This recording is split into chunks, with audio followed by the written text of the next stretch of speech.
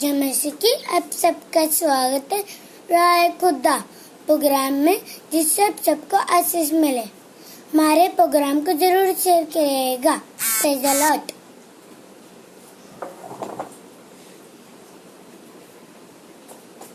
Praise Lord. आप सभी का स्वागत है हमारे इस प्रोग्राम राह खुदा में। आइए हम आराधना में चले। मैं आपके सामने गीत लाई हूँ, कैसा अनोखा तेरा प्यार है, जिससे आप सभी को बहुत आशीष मिलेगी।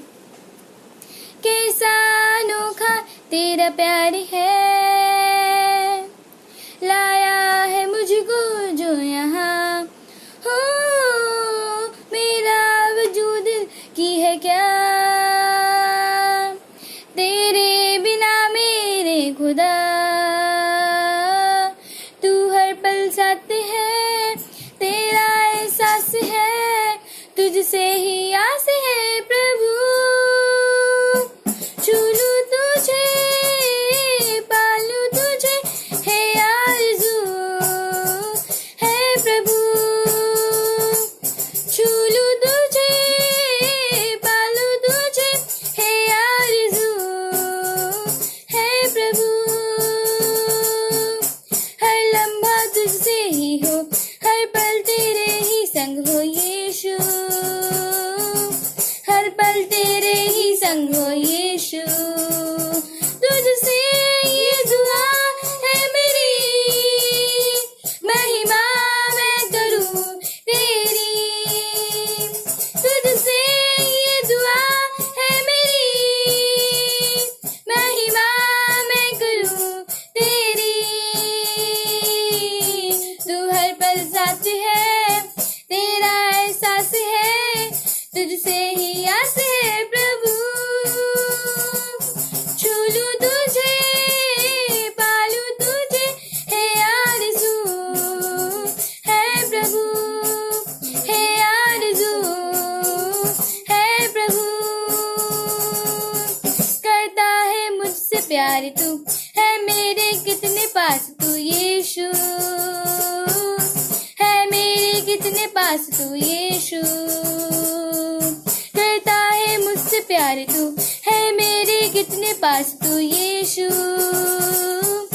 है मेरे कितने पास तू यीशु, तस्वीर मेरी है बनी हाथों में तेरे ऐ मसीह, तस्वीर मेरी है बनी हाथों में तेरे ऐ मसीह, तू हर पल साथ है, तेरा एहसास है, तुझसे ही आस है प्रभु, छूलू तुझे, पालू तुझे, है आरज़ू है प्रभु, छूलू तुझे, पालू तुझे, है आरज़ू है प्रभु, है आरज़ू है प्रभु, है आरज़ू है प्रभु। Praise Lord. छूलू तुझे, पालू तुझे, है आरजू है प्रभु। और वो आरजू जो है, वो आरजू हमारी ज़िंदगी की एक ऐसी कड़ी है कि जो ज़्यादातर लोगों के दिल में रह ही जाती है। हम ख्वाहिश करते हैं और हम तमन्ना करते हैं कि हम खुदा को छू सकें। ये बहुत बड़ी बात है कि हम उसको छू सकें। उसको छूने के लिए ऐसा क्या करना पड़ेगा कि हम उसे छुएं और वो छूने का एहसास याद रहे। बिल्कुल इस तरह से समझ लीजिए कि यीशु मसीह जा रहे थे और उनके साथ तकरीबन 3000 लोगों की भीड़ थी, और वो भीड़ ऐसी हो गई थी कि गिरी पड़ती थी। उसी वक्त एक ऐसी औरत आई जिसको 12 साल से लहू बहने का रोग लगा था, और वो भीड़ को चीरती भी आई और उसने आकर उसके दामन के सिरों को छुआ और वो तुरंत चंगी हो गई। यीशु मसीह पलटे और उन्होंने कहा, मुझे किसी ने छुआ? तो चेलों ने कहा कि प्रभु, आप कैसी बातें करते हैं? भीड़ आप पे गिरी पड़ती है और आप कहते हैं आपको किसी ने छुआ। यीशु मसीह ने कहा, मुझे किसी ने बड़े विश्वास के साथ छुआ है, क्योंकि मेरे अंदर से सामर्थ बह निकली है। वो औरत, उसने कहा कि प्रभु, तुझको मैंने छुआ। ये वही औरत थी जिसने चंद वक्त पहले ये प्रण किया था, मन में ये ठाना था कि अगर मैं यीशु के दामन को ही छू लूंगी तो चंगी हो जाऊंगी। उसका ये बड़े विश्वास के कारण उसका छूना प्रभावकारी हुआ और वो ठीक हो गई। आप अपने मन में बहुत सी आशाएं रखते हैं, बहुत से इरादे रखते हैं, लेकिन क्या आप ईमान भी रखते हैं? यीशु मसीह के लिए बाइबल में लिखा हुआ है कि यीशु मसीह के साथ उसके चेले भी चल रहे थे और वो जा रहे थे और एक पेड़ के पास पहुंचे। जब यीशु मसीह को उस पेड़ में फल नहीं लगा तो यीशु मसीह ने उसे झड़का, उसे डांटा और वो पेड़ तुरंत सूख गया। तो यीशु मसीह ने चेलों की तरफ पलट के कहा, अगर तुम्हारे अंदर राई के दाने के बराबर विश्वास है और तुम इस पेड़ से कहोगे उखड़ के जा समुद्र में जाए लगे, तो ये भी तुम्हारे लिए हो जाएगा। यानी कि ईमान बहुत बड़ी चीज है। ईमान से ही हम लोग यीशु मसीह को छूने की बात कर सकते हैं। गीत तो गा सकते हैं, छू लूं तुझे, कह तो सकते हैं कि छू लूं तुझे। और आज की दुनिया में यही तो हो रहा है। लोग बोलते तो बड़ी बड़ी बातें हैं, लेकिन जब छूने की बात आती है, जब उसको प्रैक्टिकल करने की बात आती है, तो हमारी बातें बस बातें ही बन के रह जाती हैं। चर्च में खड़ा होना, ऊंची आवाज में चिल्लाना, बड़ी बड़ी बातें बोलना और जैसे ही मुसीबत आ जाना तो पतली गली से निकल जाना, ये आदमी की फितरत हो गई है। आदमी का असली नेचर तब पता लगता है जब बुरा वक्त आता है। बुरे वक्त में भी अगर वो अपनों के साथ खड़ा है तो पता लगता है कि ये जो बोल रहा है ये सच में सही बोल रहा है। ये जो कहते थे कि हमसे प्यार करते हैं, मुसीबत की घड़ी में भी हमारे साथ खड़े हैं, तो इससे पता लग जाता है कि हमारे साथ खड़े हैं। नहीं तो आदमी बोलने को तो कुछ भी बोलता रहता है। दुनिया है, बहुत सी बातें बोलती हैं और बाइबल पढ़ने वाले, दुआ करने वाले, चर्च जाने वाले लोग बड़ी बड़ी बातें बोलते थे। और जब कोरोना वायरस आया, लॉकडाउन हुआ, चर्च पे थोड़ी सी आफत आई, तो सारे लोग दुबक के घर में बैठ गए, चर्च की तरफ देख ही नहीं। चर्च सुनसान पड़े हैं। पास्टर लोग कोशिश कर रहे हैं कि उनसे किसी तरह कनेक्शन हो जाए, पर कनेक्शन भी नहीं हो पा रहे हैं। और किस तरह बात भी करते कहते, पादी साहब हमारे पास फेसबुक नहीं, हमें फेसबुक चलाना नहीं आता, हमको ट्विटर चलाना नहीं आता, हमको व्हाट्सएप चलाना नहीं आता। ये वो लोग बोल रहे हैं जो ज्यादातर फेसबुक पे रहते हैं, लाइक आते हैं उनके, और दूसरे लोग पता लगा लेते हैं कि भैया फेसबुक पे तो बड़े लाइक आते हैं तुम्हारे, और तुम कह रहे हो तुम्हें फेसबुक चलाना नहीं आता। व्हाट्सएप पे तो बड़ी तुम्हारी उंगलियां चलती हैं और बड़ी जल्दी फोटो भेज देते हो सुबह सुबह गुड मॉर्निंग वाली, और फिर तुम कहते हो तुम्हें व्हाट्सएप चलाना नहीं आता, तुम्हें ये नहीं पता कि चर्च के लोगों ने लिंक भेजा, उस पर क्लिक करना और प्रोग्राम से जुड़ना है, ये नहीं आता तुम्हें। बाकी तुम्हें सब आता है व्हाट्सएप में और फेसबुक में सब आता है। छूना बहुत बड़ी बात है यीशु मसीह को, लेकिन प्रैक्टिकली उस चीज को आजमाना। जैसे उस औरत ने कहा कि मैं भी छूंगी, तो वो बीमारी के अंदर भी भीड़ को चीरती हुई गई और उसके दामन को छू लिया। इस कारण से वो चंगी हो गई। नहीं तो छूने के लिए तो बहुत सी भीड़ खड़ी थी, बहुत से भीड़ चाह रहे थे। केवल जबानी कसरत करने से कुछ नहीं होगा, अपने जिस्म को भी खुदा के लिए इस्तेमाल करना पड़ेगा और मन की कसरत भी करनी पड़ेगी। नहीं तो दुनिया में तो बोलने वाले बहुत आते हैं, भाषण देने बहुत आते हैं, और वो यीशु मसीह के बारे में भी बड़ा लेक्चर देंगे, सुबह से शाम तक लेक्चर देंगे यीशु मसीह के बारे में। लेकिन जब प्रैक्टिकल करने की बात आएगी तो सबसे पहले वही दुम दबा के भाग जाते हैं। राहे खुदा का तो मकसद ही यही है कि इन छोटी छोटी बातों के जरिए आपसे बात की जाए। थोड़ी सी चुभेंगी, थोड़ा सा बुरा लगेगा, लेकिन हकीकत तो हकीकत है। आपको चुभती हैं तो चुभें, लेकिन राहे खुदा का तो मकसद ही यही है कि आपको बताएं, आपको चिताएं, आपको समझाएं, आपको खुदा का रास्ता दिखाएं। क्योंकि राहे खुदा का मतलब ये है कि वो सकरा रास्ता जो जीवन की ओर जाता है, चौरस मार्ग नहीं है, चौड़ा नहीं है वो मार्ग, क्योंकि चौड़ा तो मार्ग वो है जो विनाश की ओर जाता है। ये रास्ता तो सकरा है जो खुदा की तरफ जाता है। राहे खुदा में आपका एक बार फिर स्वागत करता हूँ, खैर मकदम करता हूँ, और मैं जानता हूँ आज आप खुदा से बरकतें लेने के लिए मेरे साथ फिर जुड़ गए हैं, और आज की शाम आपको बड़ी बरकत देने वाली है। और मैं जानता हूँ जब हम जुड़कर मिलकर खुदा की इबादत करते हैं तो आसमान का खुदा हमें बड़ी बरकत देता है। आइए आंखें बंद करें, शाम की इबादत में मेरे साथ जुड़ जाएं। इससे पहले हम खुदा का कलाम खोलें, एक छोटी सी दुआ खुदा के कलाम के लिए करें। खुदा बाप, आपके निहायती शुक्रगुजार है, आपने अपने पाक कलाम को हमें दिया है ताकि हम उसे पढ़ें, समझें, सुने और खुदा हम तेरी रूह से भर जाएं। हम सबको बड़ी बरकत दे, अपने कलाम को बड़ी इज्जत दे, आपके कलाम से हम नवाजे जाएं। यीशु मसीह के नाम से प्रार्थना पिता आपसे मांगते, सुने, कबूल करें, आमीन।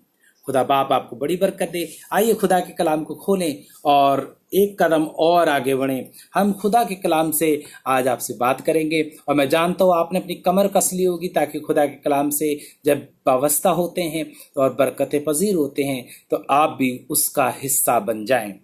उत्पत्ति की पुस्तक हम निकालेंगे और उत्पत्ति की पुस्तक में 11वां अध्याय निकालेंगे। उत्पत्ति की पुस्तक 11वां अध्याय निकालेंगे। ये अध्याय ज़्यादातर प्रचार नहीं होता है, बहुत कम आपने सुना होगा कहीं प्रचार में या कलीसिया के अंदर, और जब आपने सुना भी होगा तो बहुत कम सुना होगा। एक ऐसा प्रचार आपके सामने लेके आ रहा हूँ कि जो आपने कहा होगा हाँ मैंने सुना तो है, लेकिन ज़्यादातर इस पर प्रचार नहीं सुना। सारी पृथ्वी पर एक ही भाषा और एक ही बोली थी। उत्पत्ति 11 अध्याय। सारी पृथ्वी पर एक ही भाषा और एक ही बोली थी। उस समय के लोग पूर्व की ओर चलते चलते शिनार देश में एक मैदान पाकर उसमें बस गए। तब वो आपस में कहने लगे, आओ हम ईंट बना बना के भली भांति आग में पकाएं। और उन्होंने पत्थर के स्थान पर ईंट से, चूने के स्थान पर मिट्टी के गारे से काम लिया। बड़ा दिमाग था, इनको मालूम था काम कैसे लेना है, और उन्होंने काम लिया। फिर उन्होंने कहा, आओ हम एक नगर और एक गुंबद बना लें जिसकी चोटी आकाश से बात करें। इस प्रकार से हम अपना नाम करें, ऐसा ना हो कि हम सारी पृथ्वी पर फैलना पड़े। इन्होंने कहा आओ इस तरह हम अपना नाम करें, कहीं ऐसा ना हम भटकते फिरे सारी पृथ्वी पर फैल जाए। जब लोग नगर और गुंबद बनाने लगे तब उन्हें देखने के लिए यहोवा उतर आया। और यहोवा ने कहा, मैं क्या देखता हूँ कि सब एक ही दल के हैं और भाषा भी उन सब की एक ही है, और उन्होंने ऐसा ही काम भी आरंभ किया है। और अब जो कुछ वो करने का यत्न करेंगे उसमें से कुछ भी उनके लिए अनहोना ना होगा। इसलिए आओ हम उतर के उनकी भाषा में गड़बड़ी डालें कि वो एक दूसरे की बोली को ना समझ सकें। इस प्रकार यहोवा ने उनको वहां से सारी पृथ्वी के ऊपर फैला दिया और उन्होंने उस नगर को बनाना छोड़ दिया। इस कारण उस नगर का नाम बेबीलोन पड़ा, क्योंकि सारी पृथ्वी की भाषा में जो गड़बड़ी है वो यहोवा ने वहीं डाली, और वहीं से यहोवा ने मनुष्य की सारी पृथ्वी पर फैला दिया।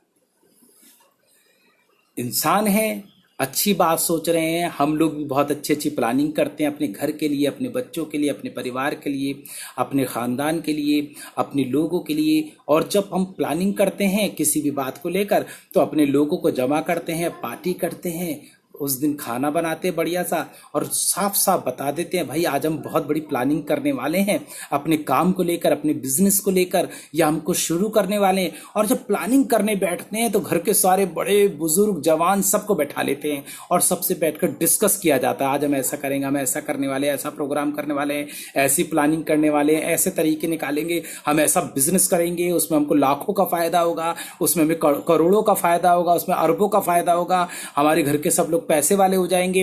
प्लानिंग कर रहे हैं। यहां पर भी ये लोग प्लानिंग कर रहे हैं ताकि इनको भागना ना पड़े, धक्के ना खाने पड़े, फैलना ना पड़े। पर यहोवा उतर आया। यहोवा इस प्लानिंग से खुश नहीं था। नीति वचन 16 अध्याय में लिखा है, योजनाएं तो मनुष्य बनाता है, सफल होना तो यहोवा के हाथ में। सेम वही बात है, यहोवा ही सफल करेगा। यहोवा उतर आया, उसने कहा ये लोग तो एक मन हो गए, ये तो ऐसी प्लानिंग कर रहे हैं, वैसी प्लानिंग कर रहे हैं। पर यहोवा ने उनकी भाषा में गड़बड़ी डाल दी, वो तितर बितर हो गए और सारे जगत में फैल गए। प्रभु ने ऐसा क्यों करा? अच्छा खासा लोग एक साथ थे। प्रभु तो कहता है एक बन के रहो, एक मिल के रहो। यहाँ पे जब एक मिल के रह रहे हैं, एक बन के रह रहे हैं, तो परमेश्वर ने आके इनके बीच में गड़बड़ी डाल दी, इनको तितर बितर कर दिया। क्या परमेश्वर इनकी योजना से खुश नहीं था? क्या खुदा चाहता नहीं था कि ऐसा करें? क्यों नहीं चाहता था? खुदा चाहता था ये मकान बनाए, खुदा चाहता था ये मीनार भी बनाए, लेकिन खुदा इन सब बातों में एक चीज नहीं चाहता था। खुदा ये भी चाहता था एक होकर बनाए, एक विचार से बनाए, पर एक चीज नहीं चाहता था। आज उस एक चीज को आपको समझना है कि खुदा क्या नहीं चाहता था। उत्पत्ति का पहला अध्याय, अगर उसकी 28वीं आयत की तरफ चलें, हम उत्पत्ति में ही हैं, हम उसके अगर पहले अध्याय में और उसकी पहले अध्याय की 26वीं आयत को देखें तो लिखा है, फिर परमेश्वर ने 28वीं आयत में लिखा है, और परमेश्वर ने उनको आशीष दी और उनसे कहा, फूलो फलो और पृथ्वी में भर जाओ और उसको अपने वश में कर लो, और समुद्र की मछलियां, आकाश के पक्षी, पृथ्वी पर रेंगने वाले सब जंतुओं पर अधिकार करो। खुदा बाप ने आशीष दी और कहा फूलो फलो और सारी जगह पे जाके भर जाओ, फैल जाओ। अगर हम इसके 9वें अध्याय में आए और अगर हम नूह की बात को पढ़े तो ये लिखा है 9वां अध्याय पहली आयत में, फिर परमेश्वर नूह और उसके पुत्र को आशीष दी और उनसे कहा फूलो फलो और बढ़ो और पृथ्वी में भर जाओ। यानी कि प्रभु क्या मीनार बनाने से नाराज था? बिल्कुल नहीं। क्या वो जो एक होकर मीनार बना रहे थे, क्या प्रभु इस बात से नाराज था? बिल्कुल नहीं। क्या वो जो ईंटों से बना रहे थे, चूने की जगह वो मिट्टी गारे का इस्तेमाल कर रहे थे, प्रभु इस बात से नाराज था? बिल्कुल नहीं। क्या वो सब एक भाषा बोलते थे, प्रभु इस बात से नाराज था? इस बात से भी नहीं नाराज था। यहाँ पे नाराजगी का कारण क्या है? वो लोग फैलना नहीं चाह रहे हैं। बाइबल में देखिए ध्यान से क्या लिखा है। वो लोग कह रहे हैं कि जो लोग गुम्बद बनाने लगे तो देखने में कि फिर उन्होंने कहा, आओ हम एक नगर और गुम्बद बना ले जिसकी चोटी आकाश से बात करे, इस प्रकार से हम अपना नाम करें, ऐसा ना हो कि हमको सारी पृथ्वी पर फैलना पड़े। पर प्रभु की आशीष क्या थी कि फूलो फलो और फैल जाओ, पृथ्वी को भर दो। और ये लोग एक जगह सिमट कर एक मकान बनाने में लगे। प्रभु नहीं चाहता था कि सब लोग एक ही जगह सिमट जाएं। प्रभु चाहता था फैलें, संसार में फैल जाएं। और ये परमेश्वर की योजना के विपरीत काम कर रहे थे। आपको कई बार नहीं लगता है कि आप जो काम कर रहे हैं वो परमेश्वर की योजना के तहत है या परमेश्वर की योजना के विपरीत है? जब आप परमेश्वर की योजना के विपरीत काम कर रहे होते हैं तो आपको बड़ा भला लगता है। देखिएगा, ये सारे लोग परमेश्वर के लोग हैं, लेकिन एक ने भी हिम्मत करके ये नहीं बोला, सुनो सुनो ये गलत बात है, सुनो प्रभु ये नहीं चाहता, नहीं खुदा बाप ये नहीं चाहता है। जब ये लोग ये काम करने लगे तो सब एक बात में सहमत हो गए, एक बात में मिल गए और सब एक दूसरे की बात को हाँ ठीक है, हाँ ठीक है, ऐसा ही करना चाहिए, ऐसा ही करना चाहिए।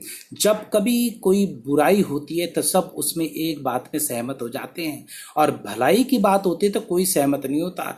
भलाई में लोग बुराई निकालने लगते हैं, भलाई में लोग कमियां निकालने लगते हैं, भलाई में लोग एक दूसरे पे उंगली उठाने लगते हैं। पर जब कोई बुराई की बात होती है, अगर आप कहेंगे चलो जाके उसके सर पे ईंट मार दें, तो दूसरा कहेगा हाँ भाई सर के बीच में ही मारना, और तीसरा कहेगा भाई एक काम करना, ईंट जरा मजबूत वाली मारना है तो एक ही में काम हो जाए। सब रास्ता है, आप सलाह हो जाएंगे। और जब आप ईंट मारने जा रहे होंगे, अगर कोई गलती से आपको मिल गया और आपसे कहेगा भाई ईंट मारना गलत बात है, तो वो कहेगा उससे पहले तेरे मारू सर पे, आपके दुश्मन हो जाएंगे।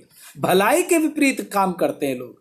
यहाँ पर क्या है, इतने सारे लोग हैं, एक भी ये नहीं कह रहा है कि हम परमेश्वर के विरुद्ध कार्य कर रहे हैं, हम परमेश्वर की योजनाओं के विपरीत काम कर रहे हैं, हम परमेश्वर की आज्ञा के विपरीत काम कर रहे हैं, परंतु सब एक मन हो गए, एक चित हो गए, एक मनसा वाले हो गए, और वो एक मीनार बनाने में लग गए ताकि उन्हें फैलना न पड़े। कोई तो एक बोलता, अरे ये गलत है, खुदा ने क्या कहा था? खुदा ने कहा था फूलो फलो और भर जाओ और फैल जाओ सारी सृष्टि पे, और सारी सृष्टि को अपने अधिकार में ले लो, और हम लोग ये गलत कर रहे हैं। किसी ने नहीं बोला, सब एक मत हो गए, सब एक राय हो गए।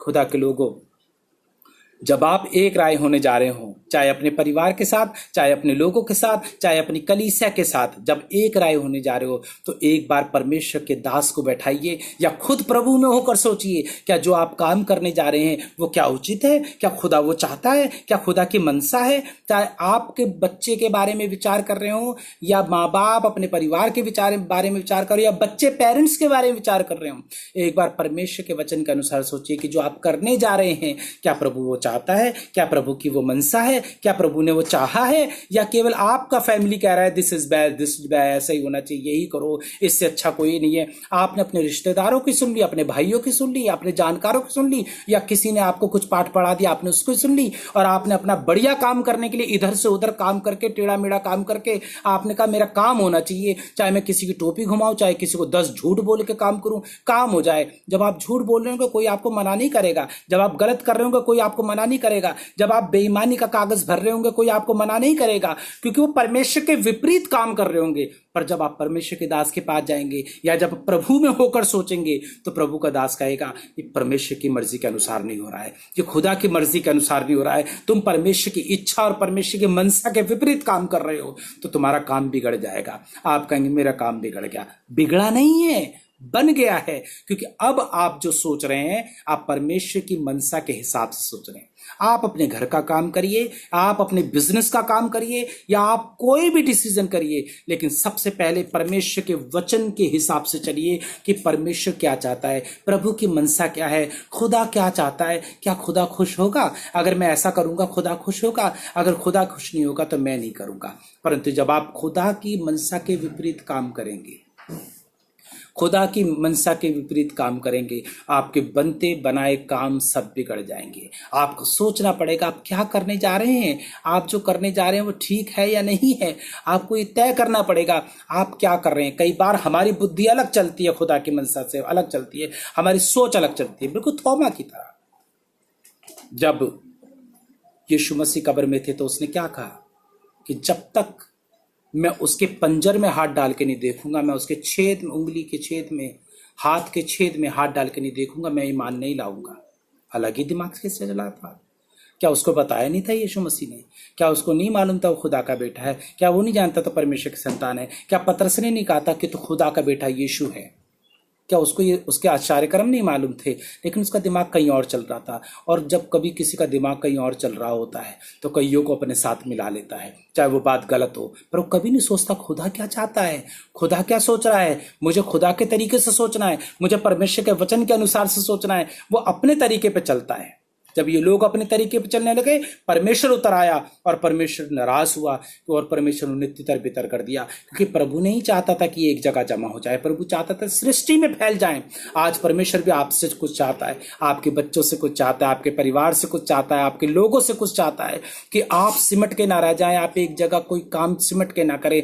आप जो भी कुछ करें, जो छोटा हो या बड़ा काम हो, आप परमेश्वर की इच्छा को जानिए, क्या वो सही है या वो नहीं है। क्या वो जो आप काम कर रहे हैं प्रभु को पसंद आएगा नहीं आएगा? हाँ, आपको 2 रुपया मिल जाएगा, आपकी जेब भर जाएगी। लॉकडाउन में रुपया घर में आएगा और बढ़िया बात है, थोड़ी सी हो जाएगी, चलती है भैया, छोटा मोटा तो आटे में नमक तो चलता है। ये बात खुदा के खादिम से पूछिए, पादी साहब आटे में नमक चला लूं? तब वो आपको खादिम बताएगा कि भैया आसमान का खुदा इस बात से राजी नहीं होगा, वो आटे में नमक नहीं चलने देगा आपका। बहुत सी क्रिश्चियन लोग जो खुदा का नाम लेते हैं सुबह शाम, वो आटे में नमक चलाते हैं। आप समझ रहे होंगे मैं कहाँ आपको इशारा कर रहा हूँ। वो आटे में नमक चलाते हैं, कहते हैं चलता है भैया, चलता है, काम करना है, दुनिया में रुपया कमाना है तो थोड़ा सा करना पड़ता है। ये जो थोड़ा सा करना पड़ता है, क्या खुदा राजी है? क्या खुदा की मनसा ऐसी है? अगर खुदा की मनसा ऐसी नहीं और आप ऐसा कर रहे हैं तो क्या होगा? आपका काम बिगड़ जाएगा, आप बना नहीं पाएंगे। आप खुदा के हाथ में सौंपिए। ये तो बड़ी छोटी मीनार होगी, इससे बड़ी बड़ी मीनार बनाएंगे। अगर आप खुदा की मनसा के हिसाब से चलेंगे, खुदा की मर्जी के हिसाब से चलेंगे, तो आप बड़ी बरकत पाएंगे। आज मैं चाहता हूं कि आप भी अपने मनों में ये ठान के चलें कि खुदा बाप, मेरी मनसा ये है कि तेरी मनसा पूरी हो जाए। यीशु मसीह क्या कहने लगा? खुद यीशु मसीह की पता है क्या मनसा थी। अगर यीशु मसीह चाहता तो एक तमन फरिश्ते आते और आकर सब लोगों को मार देते, यीशु मसीह को कोई टच भी नहीं कर पाता। पर उसने क्या कहा? मेरी नहीं बल्कि तेरी मर्जी पूरी हो। मेरी नहीं बल्कि तेरी मर्जी पूरी हो। आपकी मर्जी कुछ भी होगी, पर पहले खुदा से पूछे तेरी मर्जी क्या है, तेरी मर्जी क्या है, तेरी मर्जी क्या है। और एक गीत हम गाते हैं, तेरी इच्छा पूरी हो जाए, हाथों में तेरे जीवन है ये। मैं मिट्टी हूँ, तू है कुम्हार, मुझको उठा यीशु, मुझको बना। मैं मिट्टी हूँ, मैं मिट्टी हूँ, तू है कुम्हार, मुझको उठा, मुझको बना। सुनिएगा, अपनी मर्जी पर मैं चलता रहा, तुझको कभी भी अपना ना कहा, लेकिन प्रभु आज से मैं तेरे क्रूस को ले लेता हूँ। लेकिन प्रभु आज से मैं तेरे क्रूस को ले लेता हूँ, तेरे क्रूस को ले लेता हूँ। मेरी इच्छा नहीं, बताओ, तेरी मर्जी। अब तेरी मर्जी हो, चाहे मेरा लॉस क्यों ना हो, पर तेरी मर्जी पूरी हो तो क्या लॉस होगा? अगर खुदा की मर्जी आपकी ज़िंदगी में पूरी होगी, लाभ ही होगा। आइए दुआ करें, शाम की दुआ में एक साथ जुट जाएं। खुदा बाप, शुक्रगुजार हैं शाम की इस दुआ के लिए आपने मौका दिया। हम शाम को इबादत करें, शुक्रगुजारी करें। आज की शाम की इबादत से हमें बड़ी बरकत दे। मुझे, अरुण भैया को, रॉबिन भैया को, मुस्कान बहन को, सोनू बहन को और जितने लोग ऑनलाइन हमारे साथ जुड़ेंगे तमाम लोगों को बड़ी बरकत देना। तेरा रूह कुदूस उन्हें बरकतें पजीर करे, तेरे रूह में बढ़ते जाएं। खुदा बाप, शाम हमारे लिए बहुत अच्छी रहे। शाम को हमें रोटी नसीब हो, खाएं पिए तेरी महिमा करे। जिन्हें नहीं मिला उन्हें भी दे, और जब बिस्तर पे जाएं चैन से सोएं, रात भर आराम से सोएं, सुबह उठे तेरी महिमा करे। कल तेरा इबादत का दिन है, उस दिन तेरी इबादत करें, शुक्रगुजारी करें, तेरी महिमा करें। हम सबके साथ रहना, रूह से भर के इस्तेमाल करना, अपने फजल से भरना, अपने रहम से भरना, अपने करम से भरना, अपनी मोहब्बत से भरना। कोई गलती खता हो गई तो माफ़ कर देना, अपनी मोहब्बत बढ़ाना। यीशु मसीह नासरी के नाम से प्रार्थना पिता आपसे मांगते, सुने, कबूल करें, आमीन। आए हमारे बाप, आप जो आसमान पे हैं, आपका नाम पाक माना जाए, आपकी बादशाहत आए, आपकी मर्जी जैसे आसमान पे पूरी होती है ज़मीन पर भी हो। हमारे रोज़ की रोटी आज में, जिस तरह अपने कसूरवारों को माफ़ कर देते हैं, आप भी हमारे कसूरों को माफ़ करें। हमें आजमाइश में न पड़ने दें, बल्कि बुराई से बचाएं, क्योंकि बादशाहत, कुदरत, जलाल सब कुछ आपका है। आमीन। खुदा बाप आपको बड़ी बरकत दे, यूं ही मुस्कुराते रहें। कल संडे है, कल संडे का दिन है और हम कल सुबह 9:30 बजे दुआ करेंगे, आपके साथ संगति करेंगे। तो आप जरूर जुड़े रहिएगा हमारे साथ। 9:30 बजे दुआ में शामिल हो जाइएगा। 9:30 बजे राहे खुदा के पेज पर ही हमारी इबादत होगी। हम उम्मीद करते हैं आप सब लोग होंगे। सबको इनविटेशन दीजिए, हमारा प्रोग्राम शेयर करना ना भूलें और हमारे पेज को लाइक करना ना भूलें। पेज लाइक करेंगे तो नोटिफिकेशन ऑलरेडी आपके पास पहुंच जाया करेगा, तो पेज लाइक करना ना भूलें और सबको बताएं। हमारा प्रोग्राम भी शेयर कर दें ताकि सबको मालूम पड़े। कल सुबह 9 बजे, शाम को दुआ नहीं होगी, कल इतवार है, आपको मालूम है। कल सुबह 9:30 बजे इबादत करेंगे, आप लोगों के साथ संगति करेंगे। सुबह का डिवोशन उसी तरीके से होगा, सुबह 8 बजे डिवोशन होगा और 9:30 बजे दुआ होगी। तो डिवोशन हम बंद नहीं करेंगे, डिवोशन 8 बजे है, कहीं आप 8 बजे सोचे डिवोशन नहीं है, तो 8 बजे डिवोशन में जरूर आइएगा और उसके बाद 9:30 बजे हमारे साथ जुड़कर खुदा की इबादत करिएगा। God bless you. खुदा आपको बहुत बरकत दे, मुस्कुराते रहें, इसी तरह मिलते जुलते रहें। खुदा बाप आपको बड़ी बरकत दे। जय मसीह के आप सभी भाई बहनों को।